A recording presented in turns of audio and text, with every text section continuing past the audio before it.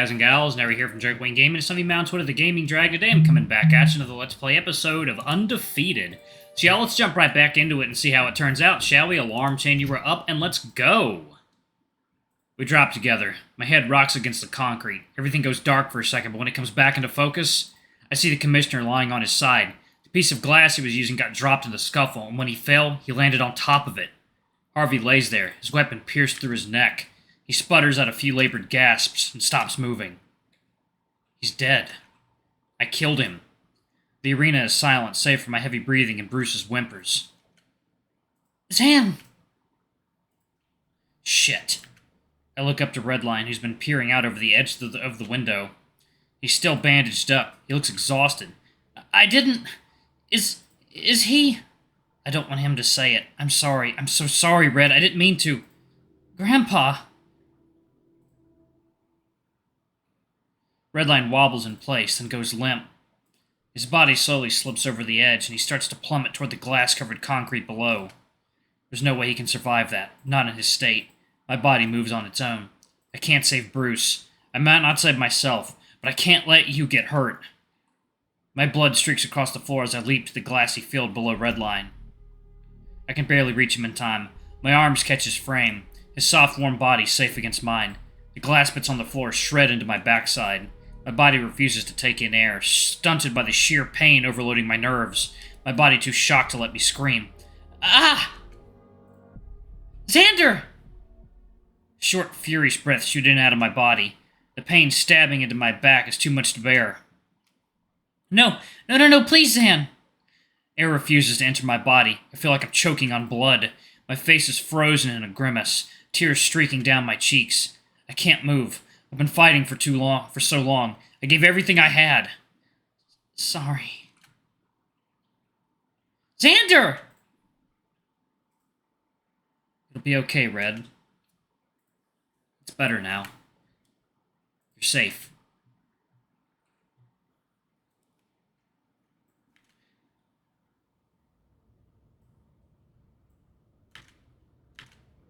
Was it worth it? All this pain, this confusion. In just a few short months, you've been transformed so radically. You're a completely different person now. You've changed. Are you happy? With the way things turned out, I mean. Oh, okay. What is this? This is weird. Yes. It's good to hear. Would it be okay if you kept fighting for just a little bit longer? I know it's unfair to ask, and I know it's a big responsibility, but I think in the end you'll be glad you did. And if things ever get this tough again, just remember everything you've gone through so far. And remember that you survived. Remember that you picked yourself up off the ground. Remember how you got patched up.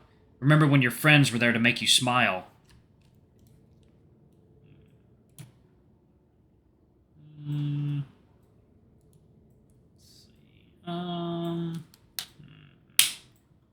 Damn, okay.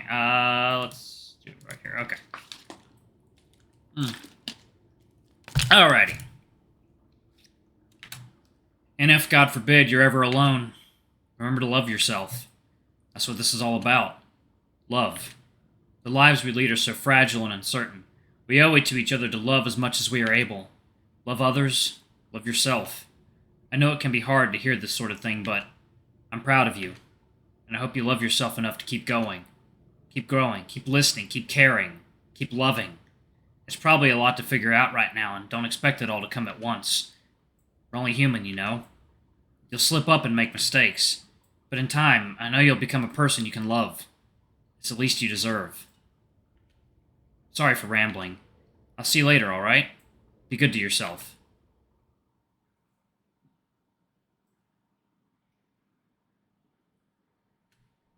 Such a fucking idiot. I'm so sorry. I should have done everything differently. If I had the chance to do it all over again, I would. No, it doesn't sound right. I'm focusing too much on myself. I'm so sorry. I was selfish and why is this so hard?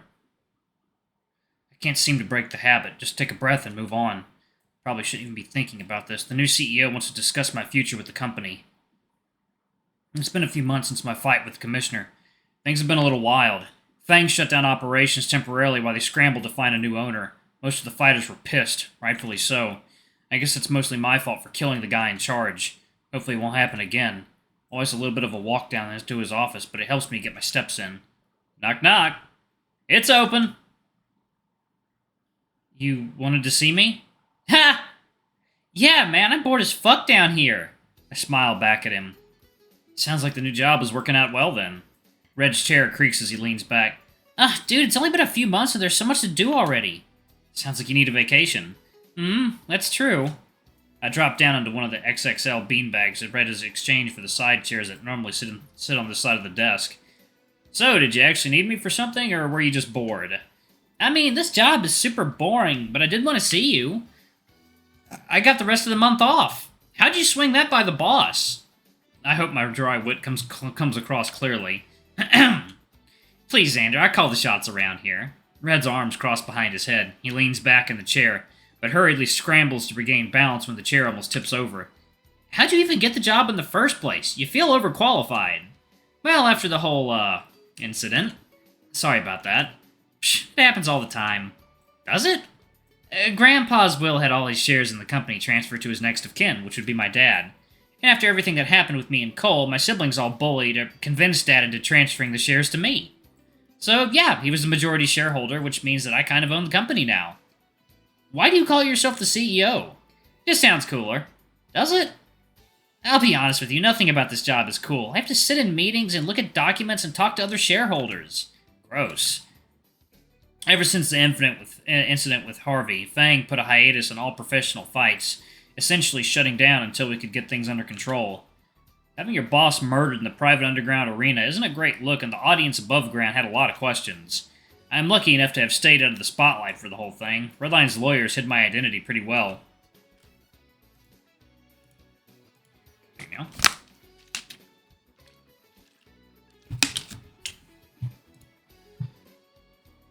Even if I did get a lot of attention, I can always just hide underground until it blows over. I'm trying to convince them to let us change the facility up. More safety protocols, better healthcare and security, maybe some new rules to help the guys all keep, a healthier mindset. He sighs. It's a headache. Well, don't push yourself too hard. I feel like Drayden would have a kind of conniption if you worked too much and ended up in the medbay. Redline beams a smile at me. I'm on my third lecture from him this month. We're only 1 week into the month. Going for a new record. He laughs a little, then looks to the side. How is everything? He's silent for a few seconds. Honestly, not great. Redline gets smaller in his chair. My shoulder and leg are taking a while to heal. Even then, I'll be pretty fragile. And the whole one eye thing could be a problem if something happens to the one that works. I don't know if I'll be able to fight professionally again. It's hard to look him in the eye. Would you want to? After all this? I don't know. Feels like it'd just lead to more trouble for me. It's hard to hear that coming from him. Know how excited he was to fight. I'm sorry, Red.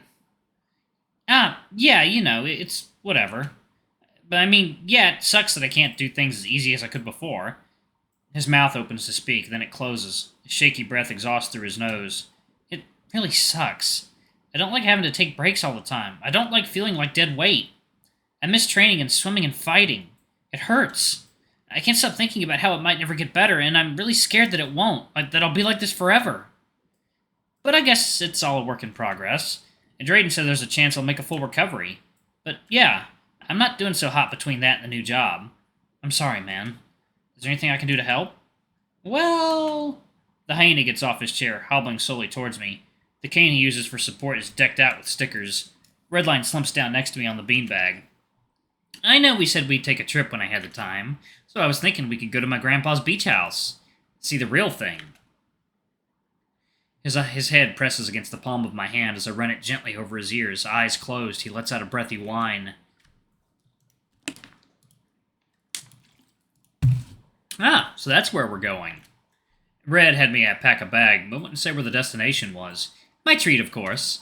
You really don't have to do that. I can pay for my part of the trip. Oh, no, I mean, my family gave the house to me. And I already bought the ticket, so... Ah, right, that sounds great, but...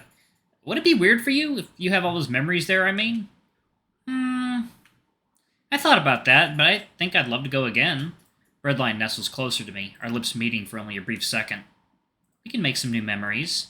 The beanbag shifts and creaks as our bodies press together. He's so warm, so still. I can't help but hold him like he's some fragile thing. I lay there, taking in the scent of his fur, holding my boyfriend in my arms. I'm sorry, Red. He lets out a little chuckle. Don't, Zan.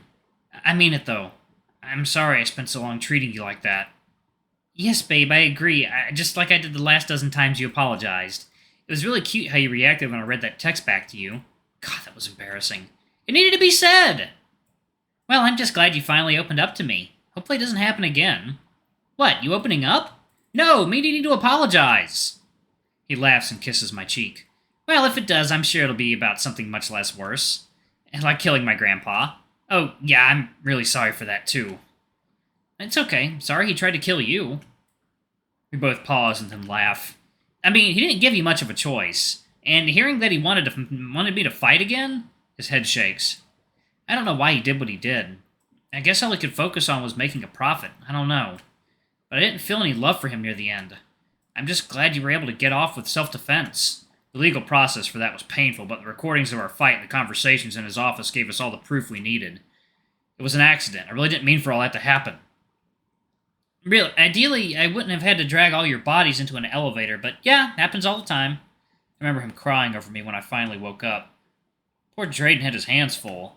He was too busy tending to you guys that he completely forgot to yell at me for getting out of bed in the first place. Who's yelling at who? Yay, Bruce! Bruce pops his head in the room. The door swings open and he enters, duffel bag under his arm. Redline lets out a little chirp and scrambles to get to his feet. Bruce drops the bag and rushes forward. Easy, big guy. Come here. Gently, he lifts the squirming hyena up into his arms, bridal style. Hey! I can get up on my own. No can do. Doctor's orders. Drayden told you to carry me around? Sure, let's say that. Hey, quit wiggling. We can't rustle, so this is what you got instead. This is what you get instead. Bruce beams as he pins the wriggling yean against his body. It's fun to hear Red laugh like that. I'm gonna have to wrap you up in a blanket and make a little 3-yean burrito. Where are you gonna find the other yeans? You've got enough fighting you for 5 yeens. You've got enough fighting you for 5 yeens.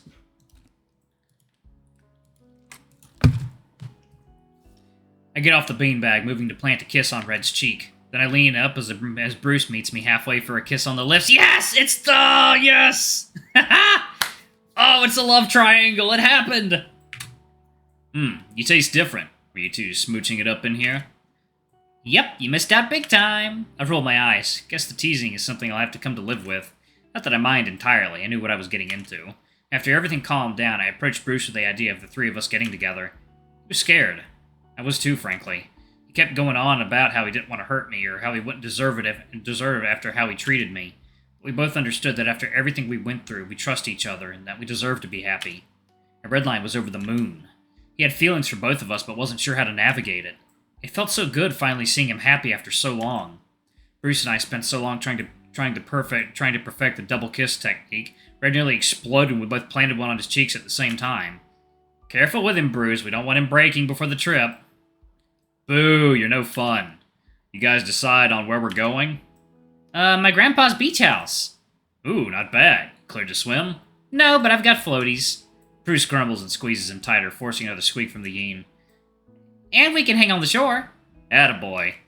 Drayden's making me keep you responsible, so no getting into trouble. Unless it's really cool or funny. Alright, y'all, I'm actually going to pause it right there. I think in the next video, I'll probably wrap up the series. Man, yes, the love triangle is real. Thank God. Yes, I was betting on that. Anyway, thank y'all so much for watching. Don't forget to like, comment, subscribe, ring that notification bell, and check out our Patreon if you can. It always helps. Before I go, I'm going to give a quick shout out to our lovely bronze tier patrons. Thank y'all for all you do for the channel. We greatly appreciate your support. Thank you to our silver tier patron, Cade Summer, and thank you going above and beyond. It's greatly appreciated. Thanks to our 2 gold tier patrons, Zeke and Toby. Y'all are awesome. We love you. Thank you for subbing to Ultimate Tier. Anyway, if y'all want to get your names in the credits, get access to all of our Not Safe for Work contents as little as $5. Alrighty, I love you all, and I'll see you on the next video. Ooh, excuse me. Bye-bye.